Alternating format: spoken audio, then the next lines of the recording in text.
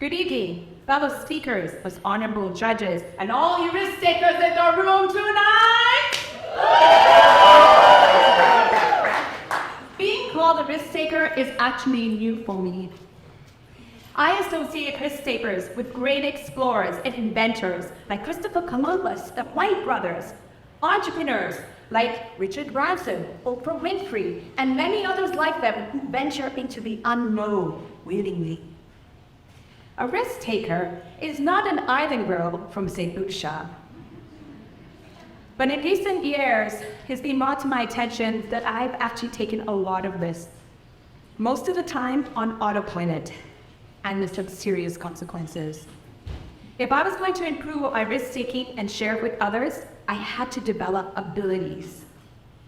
You see, when my parents migrated to Canada, I didn't see it as a risk when at 17, I'd asked them if I could take a break from high school for 6 months, because I was determined to go back to St. Lucia as soon as I was old enough to live there by myself.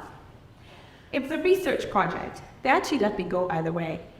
I went back. I wanted to find out what was the best career choice to do on an island.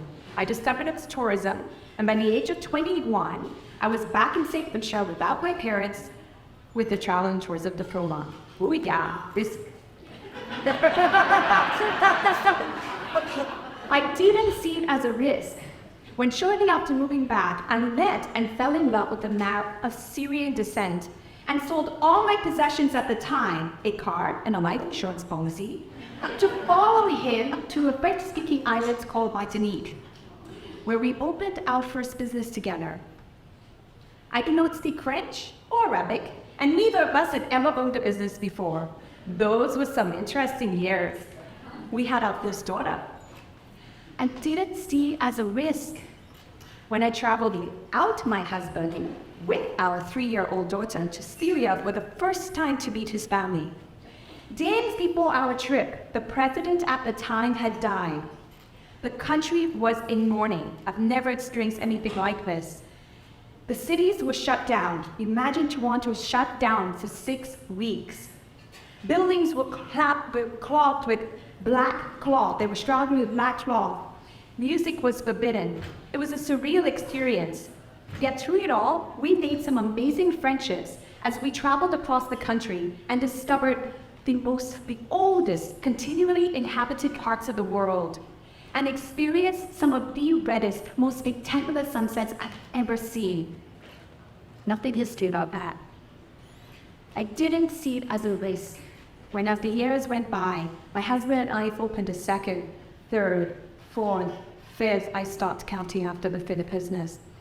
Some were successful, one lasted about 14 years, others never quite got off the ground, and one changed our direction forever.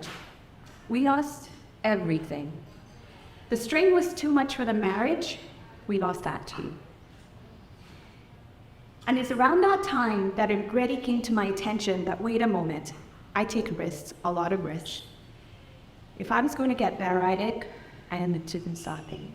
According to Wikipedia, risk can be defined as the intentional interaction with uncertainty. Intentional.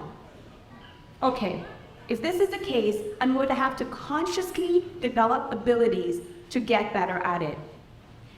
I share with you 5 tonight. I call them superpowers.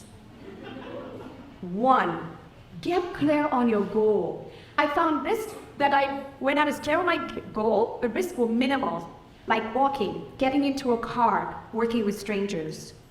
2, get off the fence by making a decision. The hardest time is when you're sitting on that fence, because time is passing by and you're no closer to your desired destination. I research decision making. It's quite simple. Make a decision, act upon it.